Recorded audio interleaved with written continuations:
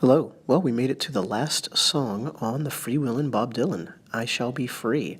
And this is Bob at his most impish. It's that really fun, kind of Charlie Chaplin-esque Dylan from early in his career, and it's also a crazy way to close an album as seminal as the Freewheelin'. It's this album with these epic songs, that Hard Rain's Gonna Fall and Blowin' in the Wind, Masters of War, but here we get a song and a big one. It's 477 words. That's just kind of an absurdist ramble, and again, this is not a short song.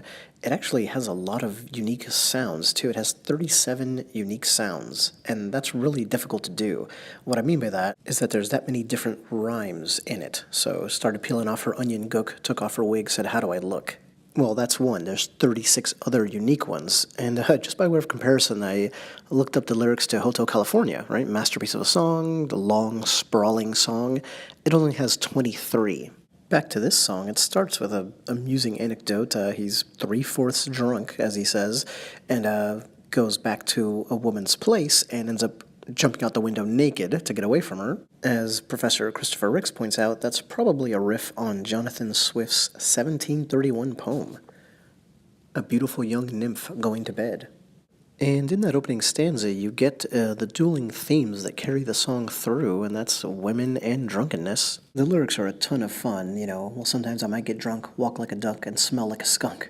Don't hurt me none, don't hurt my pride, because I got my little lady right by my side. And those are the two themes I was just talking about. Third stanza's pretty nonsensical and short. He's kind of traipsing around having misadventures throughout different parts of this song and the album, and this is one of those moments. What it really does is set up the next one, just by kind of cleansing the palate and resetting, at least in my opinion.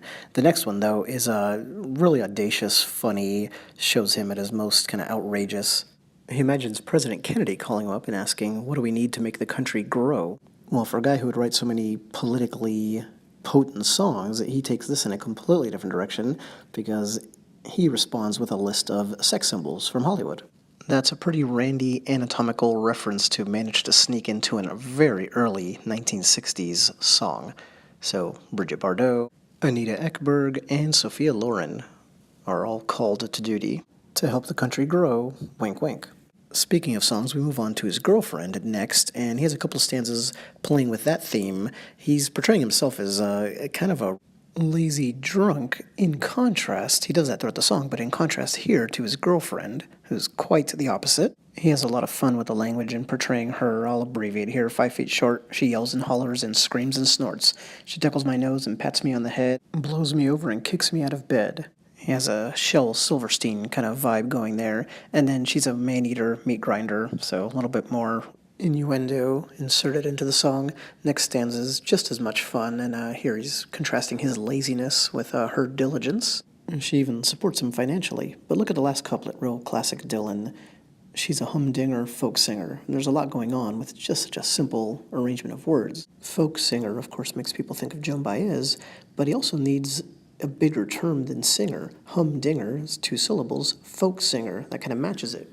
And it probably wasn't lost on Dylan that hum has a musical connotation. The term humdinger has a mysterious etymology. No one knows where it comes from, but it means someone of an exceptional type, too. So for all his complaining, he's complimenting her. The song picks up on a theme from earlier in the album where he's just kind of rambling along, having these misadventures. So that begins here. Late one day in the middle of the week, eyes were closed, I was half asleep. Why wasn't he all the way asleep? His eyes were closed, but why was he only half asleep? Well, because it was the middle of the week. Middle of the week matches better with half asleep. And then he's got some of the misadventuring, if you will, that I talked about before. And those really seem like leftover lyrics from Talkin' World War III Blues. I've always wondered if that was the case. Next we get Dylan running into a politician on the stump, looking for votes, and there's some amusing bits about how he's trying to cater to every ethnic group he comes across. Well, just look at the first stanza. Now the man on the stand, he wants my vote. He's running for office on the ballot. Note, they're very structurally aligned. Dylan likes to do that, of course, and put kind of hooks in that connect the two. So notice you have to be on the stand so that you can win on the ballot. And notice how the N sound ties the two lines together. It's there 8 times by my count in just those 2 lines. So there's a man on the stand. Internal rhyme there, by the way. Man on the stand. He wants my vote. Wants my vote. He's running in for office on the ballot note, so it kind of caps off those two lines as well. In the next scene, if you will, he's on the floor watching TV, and really, it's pretty hard to tell what he's going for. But in contrast to the football man who's hawking something on television, he lists two prominent African Americans, Willie Mays and Martin Luther King, and one African, musician and drummer Olatunji. It oddly continues the kind of parade of notable people in this song, which started with the Hollywood starlets. And the next stanza continues the craziness. It also continues having an opening couplet that's interesting from a symmetrical standpoint. Well, the funniest woman I ever seen was the great-granddaughter of Mr. Clean.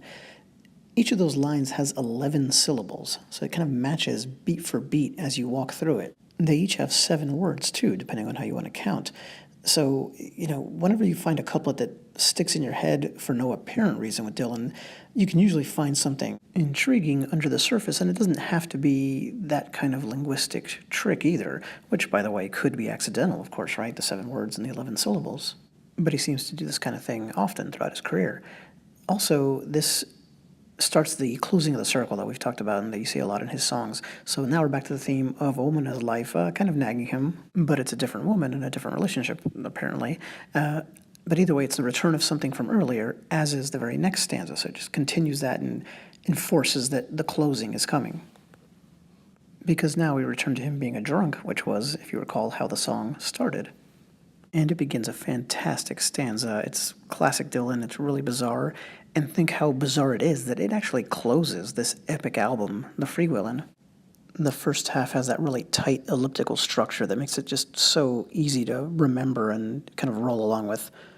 Well, ask me why I'm drunk all the time. It levels my head and eases my mind. I just walk along, stroll and sing. I see better days and I do better things. And the second half is nothing like that. It's like purposefully disjointed in the way that the whole song kind of is, with different parts just alternating, different parts and approaches. So out of that nice, tight rhyme, you just get, I catch dinosaurs, I make love to Elizabeth Taylor, catch hell from Richard Burton.